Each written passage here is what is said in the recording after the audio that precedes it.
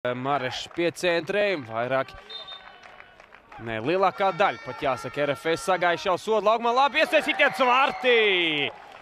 1-0, ja nekļūdos, tad komandas kapteinis Žiga Lipušeks raida bumbu vārtos. Numurs 43.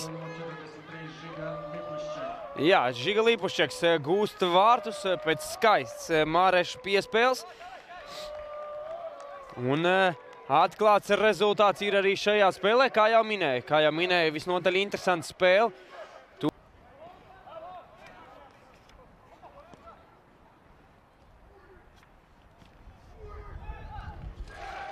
Un šeit labi iespēja un arī sitiens un vārti, kamēr meklēja informāciju, tikmēr jau otros vārtus gūst RFS. Skaists vārtu guvums. Tūlīt arī lūkosim atkārtojumā. Žuravļovs jau otro reizi kapitulē šajā mačā.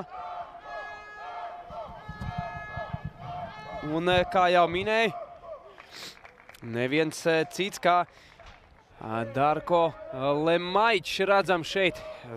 Gandrīz izdodas.